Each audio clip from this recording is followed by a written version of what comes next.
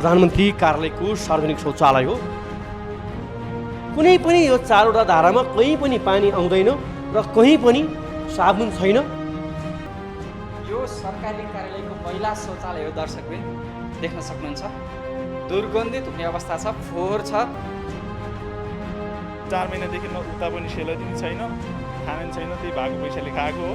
अब फेरि पनि यो टिकट आफै काटेर आयो, कति दुःख लाग्छ। यहाँ लाइन बनाएर पनि के देखिएन सर, गाडीमाथि पनि अब सबै पोचाएको छ। ठगी गर्नेहरूको चाहिँ त्यहाँ एकजना एक खालको चाहिँ सञ्जाल सिर्जना भयो र अनैतिक रूपमा चाहिँ भाडा लिने, अनैतिक रूपमा चाहिँ गाडीहरू चाहिँ पठाउने।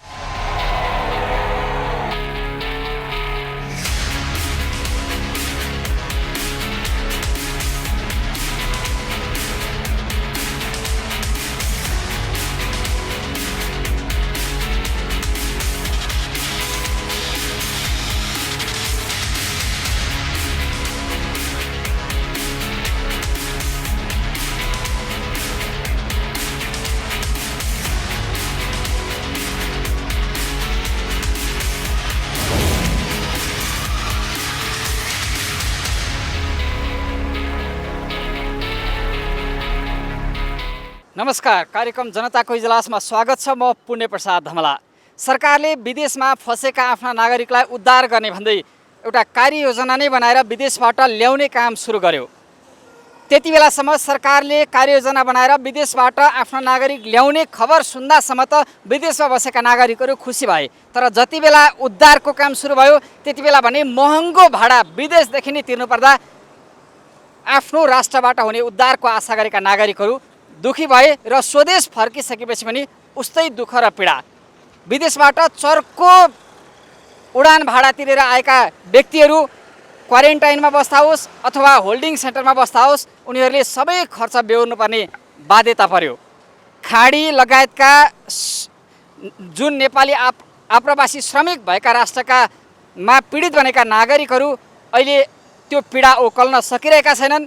नेपाली सेनालाई होल्डिङ सेन्टर लगायत विदेशबाट उद्धार गरेका व्यक्तिहरूलाई स्थानीय तहको क्वारेन्टाइनसम्म अथवा होम क्वारेन्टाइनसम्म पुर्याउने जिम्मेवारी त दिएको छ, तर उनीहरूलाई काठमाडौँको होल्डिङ सेन्टरबाट सम्बन्धित स्थानीय तहमा पुर्याउने बेलामा भने महँगो भाडा लिएर फेरि अर्को समस्यामा पारिएको छ।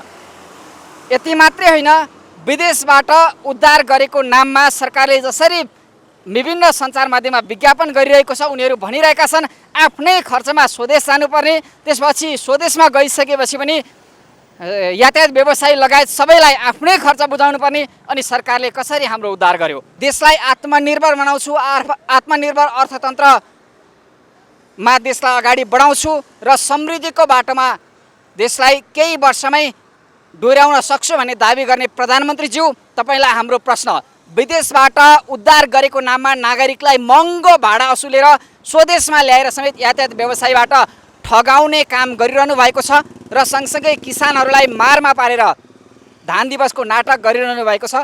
यसबाट बाहिर निक्लेर ती पीडामा परेका नागरिकको वास्तविकता बुझ्ने कि सरकारले आम नागरिकलाई आह्वान गरिरहेको छ, कोरोनाको महामारीबाट बस्न मास्क लगाउनुहोस्, सेनिटाइजर प्रयोग गर्नुहोस् र घर बाहिर अत्यावश्यक काममा निक्लिँदा फर्किसकेपछि मिची साबन पानीले हात धुनुहोस्। तर सरकार आफैले नागरिकलाई आह्वान गरिरहेको प्रतिबद्धता के सरकारी कार्यालयमा पुरा भएको छ त? अबको क्रममा सरकारी कार्यालयमा सरकारी आह्वानलाई पुरा गर्ने पूर्वाधार छ या छैन भन्ने बारेमा हामीले तयार गरेको यो स्थलगत रिपोर्ट यो हेरौँ। सरकारले कोरोना भाइरसबाट जोगिन भन्दै एनटिसी र एनसेलका प्रयोगकर्ताहरूलाई मोबाइलको कलर टोन मार्फत जारी गरेको यो जनचेतनामूलक सूचना सुन्नुहोस्। कोभिड-19 हामी जो कोहीलाई पनि हुन सक्दछ। यस महामारीको समयमा सार्वजनिक स्थल वा कार्यालयमा जाँदा कम्तीमा 2 मिटरको दूरी अनिवार्य रूपमा कायम गरौँ। मास्क लगाऊ र साबुन पानीले मिची हात धोऊ वा सेनिटाइजर प्रयोग गरौँ।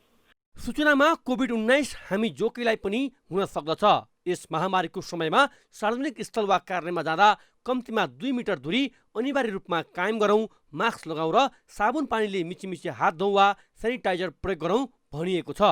यस्तै स्वास्थ्य मन्त्रालयले समेत विभिन्न माध्यम मार्फत बारम्बार साबुन पानीले मिची हात धुन भन्दै जनचेतना प्रवाह गरिरहेको छ।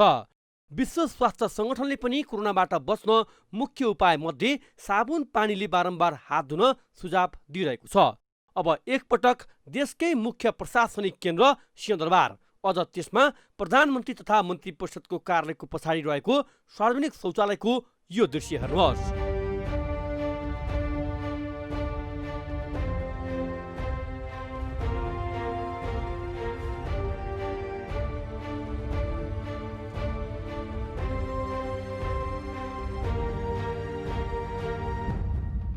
प्रधानमन्त्री कार्यालयको सार्वजनिक शौचालय हो र शौचालयको दृश्य एकचोटि हेर्न सक्छौँ। देशकै मुख्य यो केन्द्र, त्यसमाथि पनि प्रधानमन्त्री कार्यालयको शौचालयको यो अवस्था हेर्न सक्छौँ। दृश्यमा पानी आउँछ कि आउँदैन, यहाँ कहीँ कतै माथिबाट पानी चुहिरहेको छ। हेर्नु सिसा पनि हेर्न सक्छौँ। यहाँ यो बत्तीहरू पानी कहीँ कतै बत्ती सत्ती यो कहीँ कतै केही पनि आएको छैन। यो धारामा यो त टुटी नै बिग्रेको छ। यहाँ पनि पानी आएको छैन, हेर्न सक्छौँ। सबै लेउ नै लेउ लागेर यो यस्तो बिजोग भएको छ। अब यहाँ साबुन कहाँ छ, पानी कहाँ छ? स्वास्थ्य मन्त्रालयले चाहिँ साबुन पानीले हात धुऊ भन्छ, सरकारले जारी गरेको सूचनामा पनि साबुन पानीले हात धुऊ भन्छ।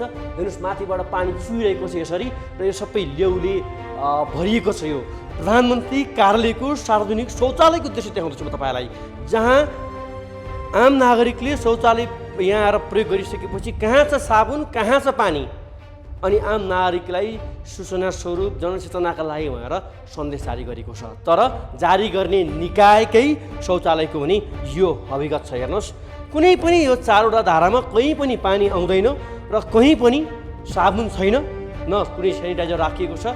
मुख्य कुरा देशकै प्रधानमन्त्री कार्यालयको सार्वजनिक ठिक पछाडि रहेको, योभन्दा अगाडि प्रधानमन्त्री कार्यालय हो र ठिक पछाडि रहेको शौचालयको हकीकत हेर्नुहोस्। यसले सरकारी निकायले कसरी चाहिँ काम गरिरहेको छ त भन्ने कुरालाई एकदम स्पष्ट पार्छ। ल हेर्नुहोस्, हेर्नुहोस् यो फोहोर पनि छ र यहाँभित्र पनि हेर्छौँ, यहाँ पनि आउँछ कि कतै, यहाँ पनि कहीँ कतै पानी आउँदैन। र हेर्नुहोस् यस्तो छ अवस्था देशको सार्वजनिक शौचालयको अवस्था। हेर्नुहोस् कहीँ कतै पनि शौच गरिसकेपछि पनि आवश्यक पर्ने पानी, ल हेर्नुहोस् यहाँ यो टुटेको फुटेको यसरी फुटाइएको छ र यहाँ पानी आउँछ कि हामी सँगै रहनु होला। अर्थात् कसैले शौच गरिसकेपछि यो पानी यो मुख्य शौच गर्ने स्थानमा पनि हेर्न सक्छौँ पानी छानीको व्यवस्था कहीँ कतै केही छैन। र यो हेर्नुहोस् यो फोहोरहरू, यो दृश्य पनि देखाउँछु म दर्शकलाई। यस्तो अवस्थामा जुन टिस्यु पेपर फ्यालिएको छ सबै माथि, यो प्रधानमन्त्री कार्यालयको शौचालयको हकीकत देखाइरहेको छ तपाईँलाई मैले। र यहाँ पनि यस्तो छ। यसपछि हामी कहीँ त पानी आउला। ल हेर्नुहोस् सबै राखेको टुटे फुटेको छ। यत्रो चाहिँ आम जनताले तिरेको करबाट चाहिँ सञ्चालित जुन आम नागरिकको करबाट किनेका हुने सामग्री, र हेर्नुहोस् यसको अवस्था जुन न यहाँ कहाँबाट पानी आउँछ न कहाँ जोडिन्छ। तर यस्तो दुर्दशा छ यो प्रधानमन्त्री कार्यालयको पछाडिको टोयलेटको। यहाँ आउँछ कि पानी, कम्तीमा एक ठाउँमा आउने भए पनि यहाँ चाहिँ पानी आउँछ भन्ने ठाउँ हुन्थ्यो। तर यसपछि यो महिलाहरूको शौचालय, यहाँ पनि यस्तै बिजोग छ। पानीको कहीँ कतै व्यवस्था छैन र गनाएर बसि नसक्नु छ। सरसफाइ पनि राम्रोसँग गरेको छैन, भित्ताहरू पुरै फोहोरै फोहोर छ। र यो पानी चुहिरहेको पनि म देखाउन आग्रह गर्छु। यो चुहिरहेको पानीलाई यो धारामा झार्दे त कम्तीमा हात धुनु हुन्थ्यो। यसरी पानी चुहिरहेको छ त्यो दृश्य देखाउन आग्रह गर्छु। पानी चुहिरहेको छ, त्यहाँ तप तप पानी चुहिरहेको छ यसरी। त्यो पानी यहाँ झार्दे यहाँ आउने जो चाहिँ सेवाग्राही हुन् या यहाँ आउने जो कर्मचारी हुन् या जसले यो शौचालय प्रयोग गर्छन्, कम्तीमा उनीहरूले त हात धुन पाउँथे। यो कस्तो विडम्बना। अब हात कहाँ धुनुहुन्छ सर तपाईँले? हजुर, हात कहाँ धुनुहुन्छ? अब हात उता गएर मन्त्रालय गर्छु। अर्को मन्त्रालय हजुर, शौच गर्न यहाँ आउने अन्त मन्त्रालय जाने। के भन्नु अब ड्युटी लागेको पक्कै पनि धेरै चाहिँ यहाँ सोच गर्न आउनुभएका यहीँभित्रका कर्मचारीहरू पनि हामीसँग बोल्न त्यति चाहनु भएको छैन, किनकि अब यो प्रधानमन्त्री कार्यालयमा शौच गर्ने र धुन अर्को मन्त्रालयमा जाने, आखिर प्रधानमन्त्रीज्यूले संसदमा गर्नुभएको सम्बोधन, स्वास्थ्य मन्त्रालयले जारी गरेका सन्देशमूलक जनचेतनामूलक चाहिँ सूचना र आम नागरिकलाई यति बेला WHO विश्व स्वास्थ्य सङ्गठनले कम्तीमा पनि साबुन पानीले मिची हात धुनका लागि आग्रह गरेको र कोरोनाबाट बस्ने भनेकै चाहिँ कम्तीमा भौतिक दूरी कायम गर्ने र मुख्यतया साबुन पानीले हात धुने, मास्क सेनिटाइजरको प्रयोग गर्ने भनिएको छ। तर दुःखका साथ भन्नुपर्छ, देशको मुख्य प्रधानमन्त्री कार्यालयमै पछाडि रहेको यो सार्वजनिक शौचालयमा न कतै पानी आउँछ न कतै साबुन छ। अब केही दिन अघि प्रधानमन्त्रीले संसदमा साबुन पानीले हात धुने बारे दिएको यो सम्बोधन पनि सुन्नुहोस्। हामीले गरेको लकडाउन, सामाजिक दूरी कायम गर्ने कुरा, मास्क लगाएर हिँड्ने कुरा, साबुन पानीले हात धुन हामीले सिकाउने कुरा, राम्रो खानेकुरा खाने र स्वस्थ रहने, निरोगी नेपाल बनाउन व्यक्ति निरोगी हुनुपर्छ भन्ने कुरा, यी प्रयासहरू हामीले अगाडि बढाएका यी सामान्य कुरा थिएन। प्रधानमन्त्रीले निरोगी बन्नका लागि साबुन पानीले हात धुन सिकाउनु सामान्य कुरा नभएको बताइरहँदा प्रधानमन्त्री स्वयंको कार्यालयभित्र रहेको सार्वजनिक शौचालयको दृश्यले प्रधानमन्त्रीको सम्बोधनलाई गिज्जाइरहेको छ। एकपटक पुनः यो दृश्य हेरौँ।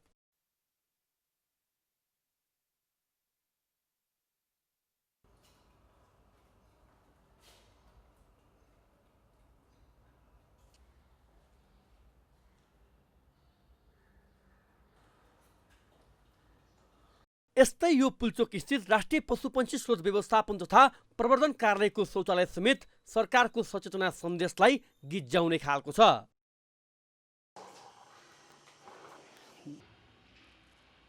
विश्वव्यापी स्वास्थ्य समस्या बनिरहेको कोरोना महामारीबाट बच्नका निम्ति सरकारले व्यक्तिगत दूरी र सँगसँगै विभिन्न किसिमका सावधानी अपनाउन आम नागरिकलाई आह्वान गरिरहेको छ।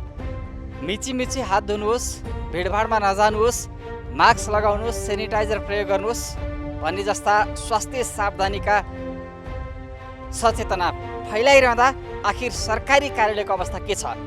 हामी यसमा केन्द्रित भइरहेका छौँ र कृषि तथा पशुपन्छी विकास मन्त्रालय, पशु सेवा विभाग मातहतको राष्ट्रिय पशुपन्छी स्रोत व्यवस्थापन तथा प्रवर्धन कार्यालय हरिहर भवनमा के छ यसको दृश्य हामी यहाँलाई देखाउँछौँ। यहाँनिर त्यस्तो गेटबाट आउने बित्तिकै स्वास्थ्य सावधानीका निम्ति ती पूर्वाधारको व्यवस्था हुनुपर्ने हो, तर यो कार्यालयमा हामी त्यस्तो केही पनि देखिरहेका छैनौँ।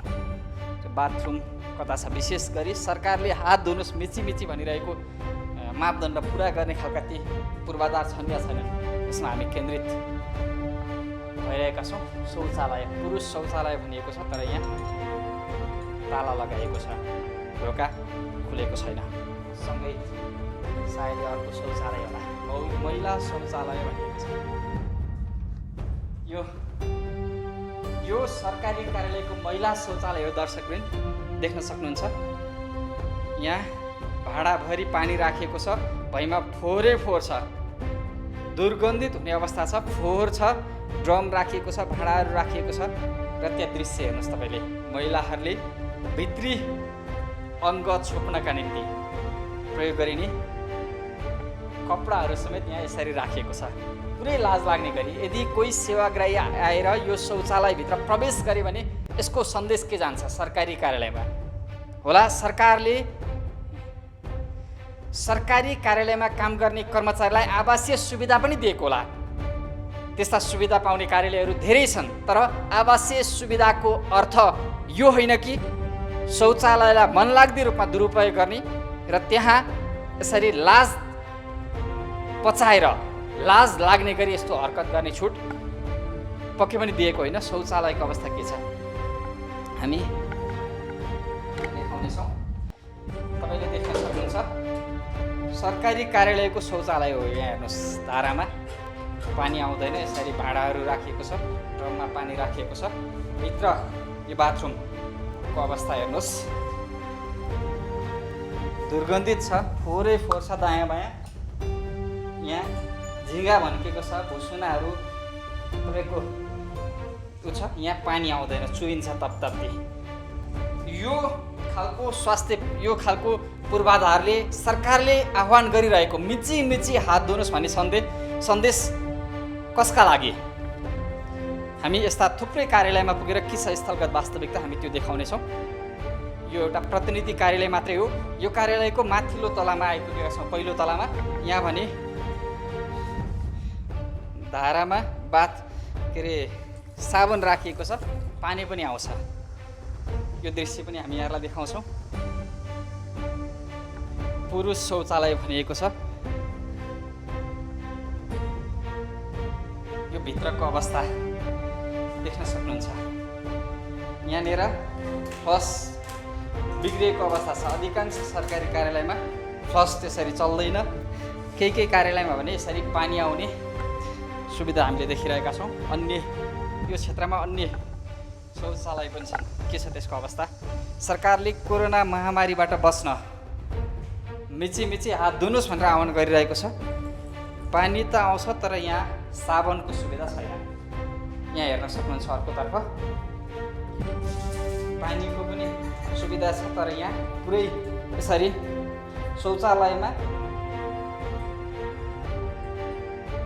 जमिरहेको अवस्था छ। हामी यो दृश्य देखाउँछौँ। यसले सरकारी कार्यालयको शौचालयको अवस्था चाहिँ निकै नाजुक छ भन्ने कुरा देखाइरहेको छ। कोही सेवाग्राही आएर फुत्त त्यहाँ छिरे भने लाज लाग्ने खालको छ। सेवाग्राही तल जाँदैन, त्यही पनि हामी सफा गर्छौँ।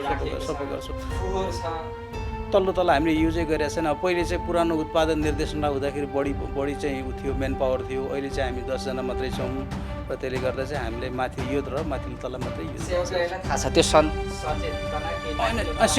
तल हाम्रो छ। यसपछि हामी पुग्यौँ पुल्चोक स्थित सडक डिभिजन ललितपुरको कार्यालय। यहाँ गेट नजिकै कर्मचारीहरू क्यारम बोर्ड खेल्न व्यस्त थिए। उनीहरूलाई सरकारी कार्यालयमा यस्तो गर्न मिल्छ भन्दा आएको यो प्रत्युत्तर सुनौ त।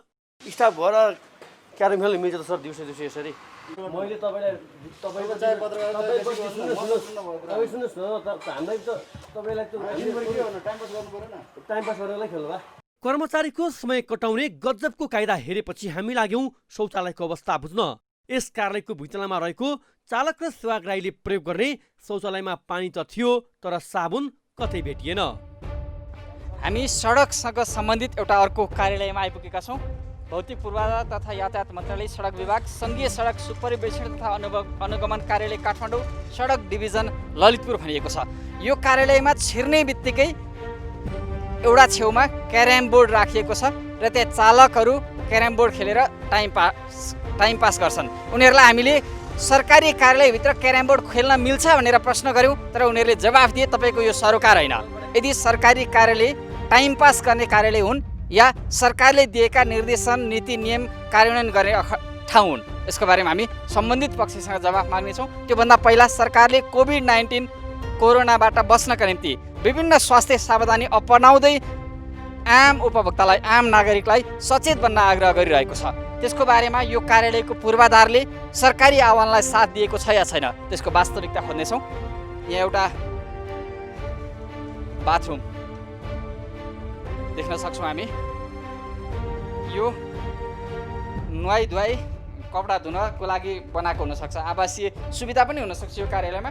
तर यो फोहोर छ यहाँ हामी देख्न सक्छौँ।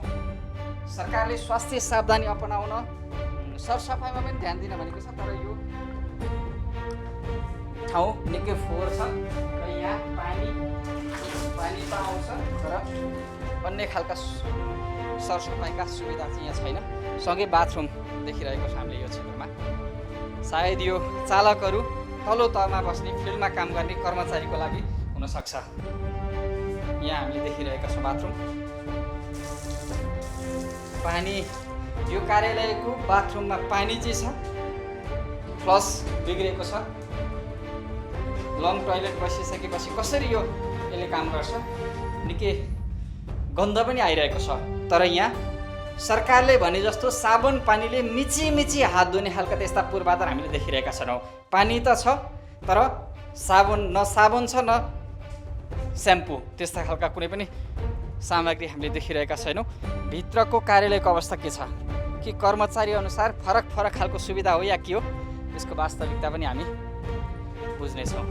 यहाँ त्यस्तो सचेतनाका लागि न सेनिटाइजरको व्यवस्था छ, न कोही कर्मचारी हामीले बसेको देखिरहेका छौँ। पानी पनि आउँछ।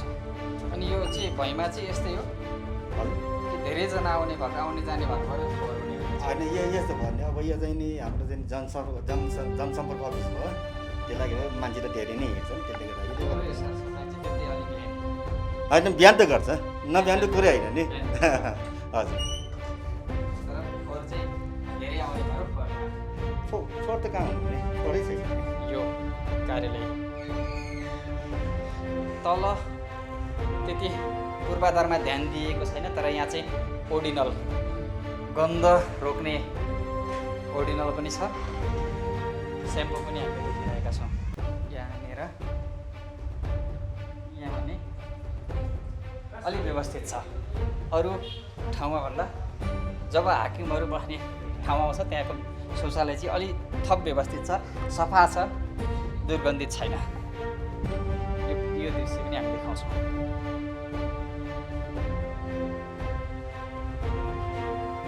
हामीसँग उपलब्ध भएको साधन स्रोतबाट हजुरले भने जस्तै सरकारले जुन किसिमको कोरोना रोकथामको लागि प्रयासहरू छ, हाम्रो तर्फबाट हामीले लाग्दो पुगेसम्म चाहिँ प्रयास गरिरहेछौँ। हामीले कार्यालयको प्रत्येक शाखामा चाहिँ साथीहरूलाई गेटभित्र प्रवेश गर्दाखेरि गेटमै सेनिटाइजरको प्रयोग गर्ने, त्यसपछि गएर भौतिक दूरी कायम गर्नेदेखि लिएर सेवाग्राहीहरूलाई पनि भित्र प्रवेश गर्दाखेरि सेनिटाइजरको युज गर्ने, साबुन पानीले हात धुने लगायतका हाम्रो साधन स्रोतले भ्याएसम्म र पुगेसम्म हामीले चाहिँ प्रयत्न गरिरहेछौँ। हजुरले भने जस्तो यो सबै कुराहरू चाहिँ पर्याप्त चाहिँ हामीले अझै जति गर्नुपर्ने हो त्यति गर्न। तलकै शौचालय प्रवेश गर्दा त्यहाँ चाहिँ हामीले पानी आउँछ, तर त्यहाँ चाहिँ साबुन स्याम्पू केही भेटिन नि। गेटमा पनि सेनिटाइजरको कुरा गर्नुभयो, त्यहाँ सोधे खोजे नै हुन्न। हजुरले भनेको कुरा एकदम ठिक हो। अघि हजुरले पनि इस्यु उठाउनु भएको थियो, हामी तुरुन्तै कार्यालय प्रवेश गर्नासाथ चाहिँ टोयलेट र बाथरुम देखिने ठाउँमा भएन भन्ने हजुरहरूले उठाएको इस्यु पनि एकदमै जायज छ। अब आगामी दिनमा चाहिँ हामीले त्यसलाई सुधार गर्छौँ।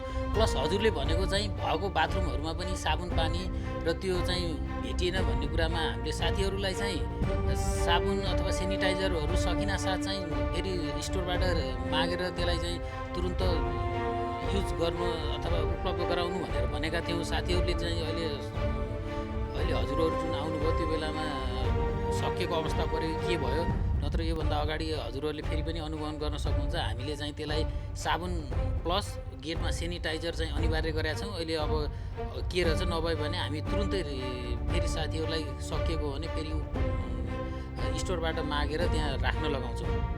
अर्को कुरा, सरकारी कार्यालयमा चाहिँ सवारी चालकहरूले बेला बेलामा मात्रै सवारी चलाउनुपर्छ। सवारी चलाउने समयभन्दा बाहेक चाहिँ क्यारम बोर्ड खेल्ने लगायतका क्रियाकलापबाट टाइम पास गर्ने अवस्था थुप्रै सरकारी कार्यालयमा देखिरहेको छ। यहाँ पनि त्यो छ। सरकारी कार्यालयभित्र चालकहरूले सवारी चालकले क्यारम बोर्ड खेलेर टाइम पास गर्ने हो, त्यो पनि फ्रन्टमा देखिने बित्तिकै कार्यालय छिर्ने बित्तिकै यो सुविधा दिनु उपयुक्त हो या होइन, के भन्नुहुन्छ? यो हजुरले भने जस्तो इस्यु चाहिँ त्यो ठिक हो होइन भन्ने प्रश्नै भएन, ठिक हुँदै होइन र त्यो रहेछ भने हजुरहरूले इस्यु उठाइदिनु भयो। अब हामी चाहिँ तुरुन्तै करेक्सन गर्छौँ। चालकहरू बाहिर गयो भने भेट्न गाह्रो हुन्छ, क्यारम बोर्ड खेलेर एकछिन अल्झायो भने चाहिँ तुरुन्तै भेटेर कहीँ जाँदा फुत्त हिँड्न पाइन्छ भनेर सुविधा हो कि क्या? त्यसो होइन, अब साथीहरूले अब त्यसो गरे होइन, हजुरहरूले इस्यु उठाइदिनु भएको छ, हामी चाहिँ त्यो तुरुन्तै करेक्सन गरिहाल्छौँ। अधिकांश कार्यालयमा तापक्रम नाप्ने काम नै हुँदैन रहेछ, न त सावधानीका लागि सेनिटाइजर नै थियो। कार्यालयका हाकिम बस्ने कोठा आसपासका शौचालय भने स्वास्थ्य सावधानीका पूर्वाधारको पहुँच देख्न सकिन्थ्यो।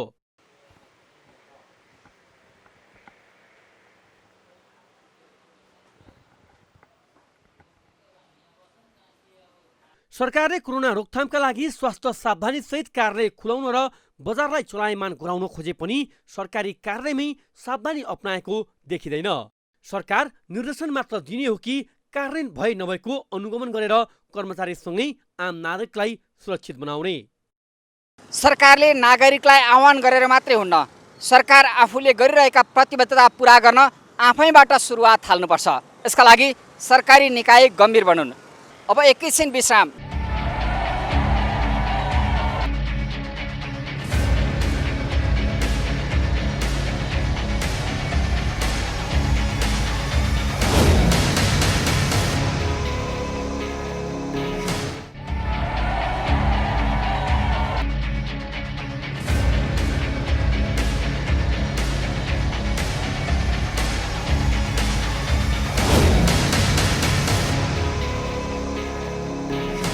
सरकारले विदेशमा फँसेका समस्यामा परेका रोजगारी गुमेका नागरिकहरूलाई उद्धार गर्ने भनेर एउटा सन्देश प्रवाह गर्यो। सबै देशका नागरिकहरू खुसी भए। तर जति बेला उनीहरूलाई उडान भर्नुपर्ने टिकटको शुल्क निर्धारण भयो त्यति बेला भने सबै दुखी भए। महँगो भाडा तिर्नलाई बाध्य बनाउन खोजेको सरकारको विरोध भएपछि किस्तामा भाडा त घटाइयो, तर अझै पनि उनीहरू सामान्य समयको भन्दा डबल भाडा तिर्न बाध्य छन्। सरकारले विदेशमा अलपत्र परेका आफ्ना नागरिकप्रति दया माया देखाए जस्तो गरेर उद्धार थालेको पनि 24 दिन बित्यो। यो बीचमा 12,000 हाराहारी नेपालीहरू स्वदेश फर्किए। Kuwait, UAE, Saudi Arabia, Malaysia, Bangladesh, Qatar, Maldives, Japan, Australia, Bahrain, Thailand, Oman, America, दक्षिण कोरिया, सिङ्गापुर, बेलायत, हङकङ, पाकिस्तान, म्यानमार, अफगानिस्तान, श्रीलङ्काबाट 10,000 नेपालीको उद्धार भइरहँदा कुवेत र खाडी मुलुकमा समस्यामा परेका वास्तविक पीडितहरूले स्वदेश फर्किने मौका पाएका छैनन्। आफ्नै खर्चमा स्वदेश फर्कन नसक्ने, रोजगारी गुमाएका, भिसा सकिएका तथा श्रम स्वीकृत नलिई गएकाहरू सरकारको उद्धार प्राथमिकतामा नपर्दा स्वदेश आउनेहरू समेत निराशा बनेर फर्किने गरेका छन्। विदेशबाट हुने उडानमा सामान्य समयभन्दा दोब्बर तेब्बरसम्म टिकट शुल्क तिरेर स्वदेशमा पाइला टेक्नेहरूमा खुसी भरिन पाउँदा नपाउँदै गाडी भाडा, खानपान र क्वारेन्टाइन शुल्कको चिन्ताले पिरोल्ने गर्छ। उनीहरू आफूलाई महँगो खर्चको भार बोकाएर सरकारले उद्धार र सहयोगको नाटक मात्रै गरेको गुनासो पोखिरहेका छन्। यो सुनौ। अहिले 1590 भनेपछि त्रिबल नै भनौँ न, 600 अनि 318 भनेपछि फेरि कोरोना चेक गर्दाखेरि मलेसियाको 2000 रिङ्गिट पुरा भयो। 4 महिनादेखि उता पनि सेलरी नै छैन, खाना नि छैन, त्यही भएको पैसाले खाएको हो। अब फेरि पनि यो टिकट आफै काटेर आएँ। अब कति दुःख लाग्छ। अब त्यत्रो पैसा तिरेर 1500-1600 रुपियाँ तिरेर पनि 3 जना एउटै उसमा राखेको छ, सबै कोचाकोच बनाएको छ। अब यस्तो यहाँ लाइन बनाएर पनि के देखिएन सर। गाडीमाथि पनि अब सबै कोचाकोच छ, गाह्रो छ सर। स्वदेशमा आउँदा आफूले ल्याएको सामान निकाल्ने राख्ने समस्या त छँदैछ, गाडीका लागि समेत यति र उति भन्दै बार्गेनिङ गर्नुपर्छ। सरकारले कार्यविधि बनाएर विदेशमा फँसेकाहरूको उद्धार थाले पनि होल्डिङ सेन्टरबाट स्थानीय क्वारेन्टाइन वा होटल क्वारेन्टाइनमा पुग्दा बेहोर्नुपर्ने भाडा जति पनि असुल्न निश्चित व्यवसायलाई छुट मिलिरहेको छ। एउटा आउने मान्छेले त्यहाँ मलेसियाबाट हरेक देशबाट विदेशबाट जति देश मान्छे आइरहेछ त्यो जति मान्छे मेरो सम्पर्कको मान्छेहरू एउटा टेस्टदेखि लिएर त्यहाँ तपाईँको एयरपोर्ट जाने गाडीको तपाईँको भाडासम्म आफूले तिरेर पुरा नेपाल आएपछि नेपालको एयरपोर्टमा झरेर पनि तपाईँको दिनको 2000 देखि एउटा पर डेको त्यसरी पैसा तिरेर बस्नुपर्ने अवस्था छ। क्वारेन्टाइनमा बस्दाखेरि पनि तपाईँको सरकारबाट केही पनि भएको छैन। यो बाहिर देखावटी मात्रै हो। गाडी भाडा डबल तिर्नुपर्छ, तपाईँ क्वारेन्टाइन बसेको पनि पैसा तिर्नुपर्छ आफैले। सरकारले एउटा यो चाहिँ कस्तो भने नर्मली 30,000 देखि 25,000 भाडा भएको अहिले 90,000 देखि 80,000 सम्म पुर्याएको छ। अब सरकारले भन्छ विदेश जाने मान्छेहरूलाई वैदेशिक रोजगारमा जानेलाई फ्री भिजा फ्री टिकट भन्छ, तर एउटा मान्छे नेपाल ल्याउँदाखेरि तपाईँको 60-70 हजार 80,000 लिन्छ भने त्यो मान्छेहरूले फ्री भिजा फ्री टिकट भन्ने सरकारले आफूले चाहिँ के गरिरहेको छ। एकदमै यो सरकारबाट खास केही पनि भएको छैन। यो सरकारको एउटा समन्वय भएन, यो भ्रष्टाचार हो। विदेशबाट स्वदेश आएकाहरूसँगै अन्य यात्रु राखेर समेत देशका विभिन्न स्थानमा पठाउने काम भइरहेको छ। यो पनि सुन्नुहोस्।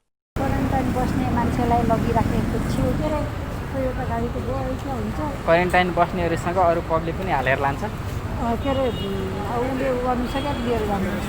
हजुर लिएर जाँदो रहेछ कि घुलमुलमा हो। कति लिन्छ भाडा चाहिँ? बस त्यही 1200-1500। विदेशबाट होल्डिङ सेन्टरमा आइपुगेकाहरूलाई स्थानीय तह, होटल वा होम क्वारेन्टाइनमा पुर्याउन प्रयोग भएका गाडीले उद्धार उडान मार्फत स्वदेश आएका यात्रुबाट उठाएको सबै भाडा गाडी धनीले पाउँदैनन्। कतिपय गाडी धनीले बिचमा महँगो उठाइएको पैसा गोलमाल गरिएको भन्दै होल्डिङ सेन्टरबाट यात्रु बोक्दा बोक्दैको गाडी नै फिर्ता लगाएका छन्। यो पनि सुन्नुहोस्। हामीलाई त 10 जना मान्छे हाल्दाखेरि 35,000 पैसा मात्र दिएको, 55,000 उठाएर। अनि त्यो बिचको पैसा चाहिँ कसले खाने हो? त्यो कोही कसले खान्छ थाहा त भएन सर हामीलाई त। होला नि त खाना त कोही बिचरा। यतिमा मात्रै सकिँदैन। केही सीमित यातायात व्यवसायको ठगी धन्दा काठमाडौँको बस पार्क, कोटेश्वर, कलङ्की लगायतका क्षेत्रमा कहाँ जाने हो, यो दिन गाडी जान्छ, भाडा यति उति भन्दै मोलमोलाई चल्छ। स्थानीय तह सिडिओ कार्यालयको चिन्जान र सम्बन्धबाट जुटाइएको पासको दुरुपयोग गर्दै मन लाग्ने महँगो भाडा असुलेर यात्रु बोक्ने गरेको बारे हामीले गरेको स्ट्रिङ अपरेसनको यो वास्तविकता पनि हेर्नुहोस्। मोबाइल नम्बर दिएर जानु, कतिजना ओटिपी आउनु, तपाईँलाई फोन आउँछ।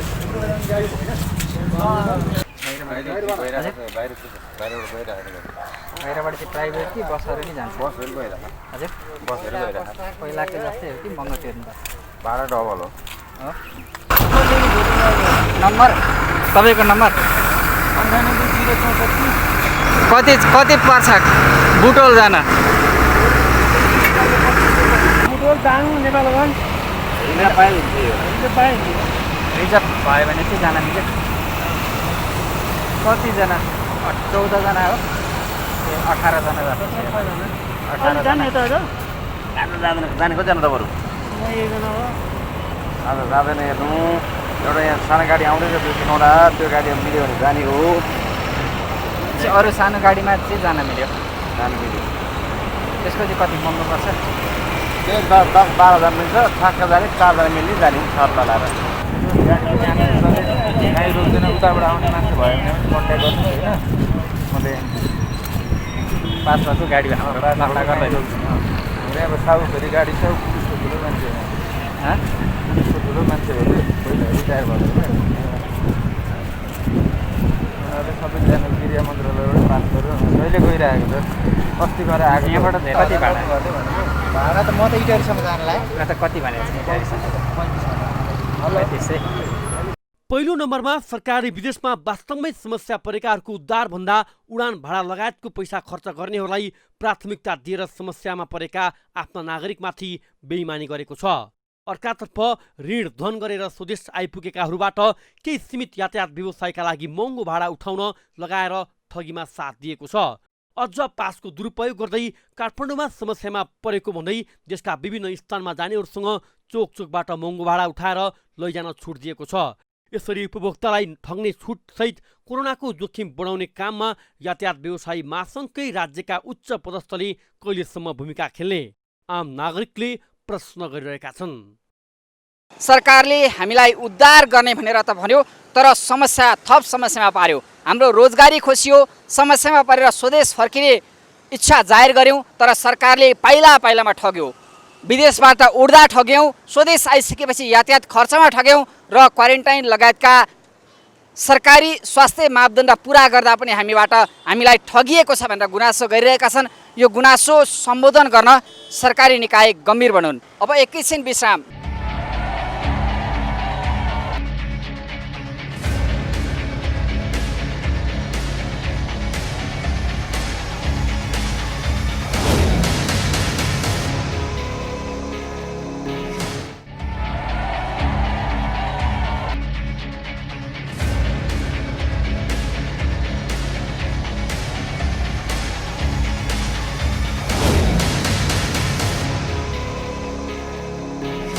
विश्रामपछि स्वागत छ। तपाईँ हेर्दै हुनुहुन्छ कार्यक्रम जनताको इजलास।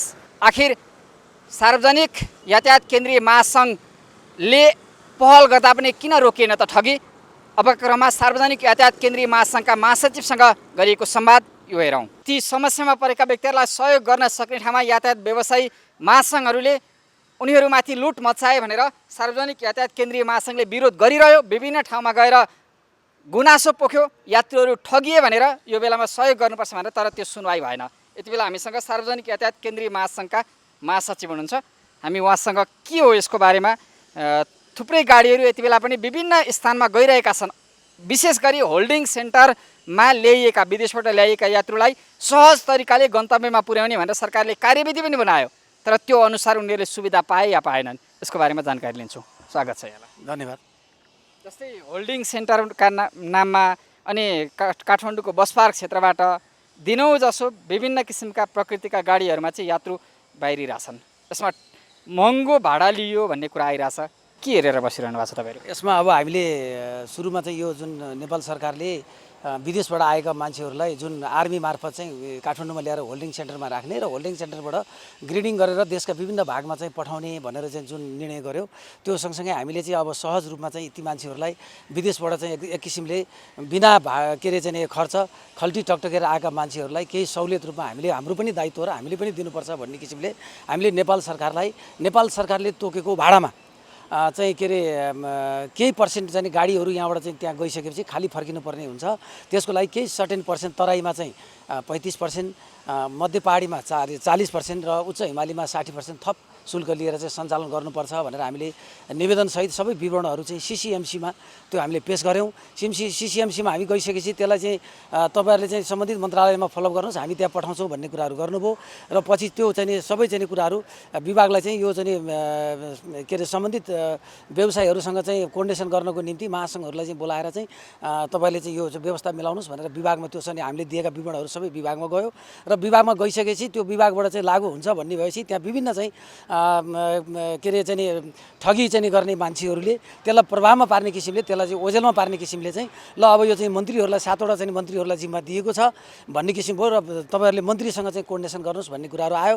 हामीले सातै चाहिँ त्यो जिम्मेवारी दिएका सातै क्षेत्रका मन्त्रीहरूसँग चाहिँ सम्पर्क गऱ्यौँ र उहाँहरूले चाहिँ के भन्नुभयो भने यो हामीले चाहिँ सक्दैनौँ, यो चाहिँ अब चाहिँ यो आफै चाहिँ आर्मी मार्फत आफै जाने हो भन्ने किसिमले त्यहाँ कुराहरू आयो।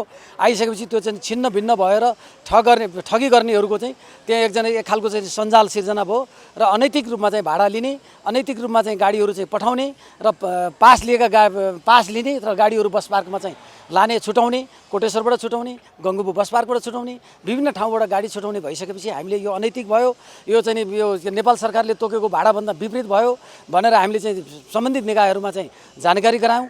तर ती निकायहरूले पनि सुनवाई गरेन र आज कस्तो छ भन्दा गाडीहरूसँग अत्याधिक भाडाहरू उठाउने, ती यात्रुहरूसँग अत्याधिक भाडाहरू सेन्टरबाट आएकाले डबल भन्दा बढी भाडा तिरिरहनु परेको छ। कसको गाडीले चाहिँ उठाइरहेछ? तपाईँहरूको गाडीहरू त्यसमा संलग्न छैनन्? होइन, डबल होइन, टेबल भाडा उठाइरहेछन् र ती गाडीहरू जसका जो महासङ्घका नाउँमा विभिन्न चाहिँ सङ्घ संस्थाका नाउँमा रहने नेतृत्व गर्ने नेतृत्वकर्ताहरूकै आफ्ना गाडीहरू चाहिँ सेटिङ मिलाएर अदृश्य रूपमा सेटिङ मिलाएर अत्याधिक भाडा लिएर चाहिँ उहाँहरूले गाडी पठाइराख्नु भएको छ। यस विषयमा हामीले हेडक्वार्टरमा भन्यौँ, मन्त्रालयमा भन्यौँ, ट्राफिकमा भन्यौँ, सबै निकायमा चाहिँ हामीले जानकारी गराउँ, तर कहीँबाट पनि सुनवाई नभइसकेपछि ती लिएका भाडाहरू त्यो चाहिँ जति भाडा लिन्छ डबल टेबल भाडा लिन्छ, तर व्यवसायलाई 50% भन्दा भाडा दिँदैन र ती व्यवसायहरूलाई लागत पनि नउठ्ने किसिमले चाहिँ गाडीहरू पठाइरहेको छ। यस विषयमा हामीले धेरै चाहिँ निकायहरूमा चाहिँ जानकारी गराउँ, तर सुनवाई कहीँबाट पनि भएन। असुलीमा व्यवसायीको भूमिका छैन, सङ्घले महासङ्घले उनीहरूको नाममा असुली भइरहेको, महासङ्घको नाउँमा रहेका आवरणमा रहेका केही व्यक्तिहरूको मिलोमत्वमा र केही व्यवसायिका चाहिँ सङ्घ संस्था भन्ने केही मान्छेहरूको मिलोमत्वमा यो काम भइरहेछ। महासङ्घको रूपमा होइन, यो व्यवसायले यसरी चाहिँ यो भाडा लिएको होइनन्, केही निश्चित व्यक्तिहरूले यो चाहिँ सेटिङ मिलाएर चाहिँ यो बढी भाडा लिइरहेका छन्। तपाईँहरूको नेतृत्वमा तपाईँहरूले प्रस्ताव गरेअनुसार स्वीकृत भएको भए तपाईँहरूले कति भाडामा अहिले लिएको भाडाभन्दा कति सहुलियतमा पठाउन सक्नुहुन्छ? हामीले नेपाल सरकारले तोकेको भाडामा त्यो गाडी गन्तव्यसम्म पुगेर काठमाडौँसम्म आइपुग्दा अथवा गन्तव्यसम्म आइपुग्दाको लागि चाहिँ निश्चित भाडा थप गरेर त्यो पेट्रोलियम पदार्थ खर्च हुने र स्टाफलाई दिने चाहिँ जुन हामीले 60% 40% जुन भनेका छौँ त्यो पैसा लिएर हामीले चाहिँ सहयोग गर्नुपर्छ र हाम्रो पनि दायित्व हो भनेर हामीले चाहिँ त्यो प्रपोजलै बनाएर दियौँ, तर त्यो सुनवाई भएन। भनेपछि यातायात व्यवस्था विभाग, तपाईँको ट्राफिक प्रहरी र सिसिएमसीको नाममा सेनाको आवरणमा जसरी यो गतिविधि भइरहेछ, यो सेनालाई जिम्मेवारी दिए जस्तो गरेर विदेशबाट आएका व्यक्तिहरूलाई अथवा काठमाडौँमै अलपत्र पनि भनेर घर जान लागेका व्यक्तिहरूलाई चाहिँ ठगी भइरहेछ यो बेलामा। यो एकदम यो सत्य कुरा हो र हामीले आर्मीका मान्छेहरूसँग नै सम्पर्क गऱ्यौँ, कर्नेलसम्म पनि सम्पर्क गऱ्यौँ, अब विभागलाई पनि सम्पर्क गऱ्यौँ। हिजो मात्रै हामीले विभागलाई चाहिँ लिखित रूपमै यसरी चाहिँ नेपाल सरकारले तोकेको भाडा कि त क्याबिनेटले डिसिजन गर्नुपर्छ, नभए अनैतिक तरिकाले जुन भाडा लिइरहेको छ यसमाथि कारबाही गर भन्यौँ। तर विभागका मान्छे पनि के भन्छन्, यो हामीले हेर्ने होइन, हाम्रो फाँटै हो, डिपार्टमेन्टै होइन, यो हामीलाई आदेशै छैन भन्ने किसिमले विभाग पनि पन्छिने अवस्था छ। यसमा ट्राफिकलाई पनि हामीले अनुरोध गऱ्यौँ। ट्राफिकको एसएफसी साहबले चाहिँ के भन्नुभयो भन्दा यो चाहिँ माथिबाट आएको आदेश हो, हामीले यसमा नियन्त्रण गर्न सकिन्न भन्ने किसिमले चाहिँ उहाँ पनि गैर जिम्मेवार तरिकाले पनि यो सबै निकायहरू अहिले एक किसिमले भन्नु भने नेपाल सरकारै नभएको, यो चाहिँ कसैको चाहिँ भूमिकै नभएको किसिमले आज विदेशबाट आएका मान्छेहरूलाई होल्डिङ सेन्टरमा राखेर भाडा यदि देऊ भन्ने, अनि गाडीहरूलाई चाहिँ यदि पैसा दिन्छु त लिएर जा भन्ने, यहाँसम्म कि चालकहरूलाई पनि धम्काउने काम चाहिँ त्यो सम्बन्धित होल्डिङ सेन्टरहरूबाट भइरहेको छ भन्ने कुरा चाहिँ हामीलाई गाडीहरूबाट आइरहेको छ। यो चाहिँ एकदम अनैतिक तरिकाले ठगी गर्ने काम भइरहेछ र तत्काल त्यस्ता मान्छेहरूलाई, त्यो विभिन्न आवरणमा रहेका मान्छेहरूलाई तत्काल कारबाही गर्नुपर्छ र तिनीहरूलाई त्यो चाहिँ बढी लिएको पैसाहरू असुल गर्नुपर्छ। हस्, यहाँलाई धन्यवाद।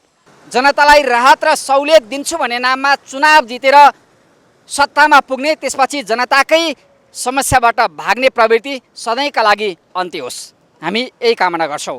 यी र यस्ता कुनै पनि पीडा व्यथा समस्या र यहाँले भोगेका गुनासोमाथि हामी अर्को कार्यक्रममा पुनः केन्द्रित हुनेछौँ। अहिलेका लागि भने कार्यक्रम जनताको इजलासबाट बिदा चाहन्छौँ। नमस्ते।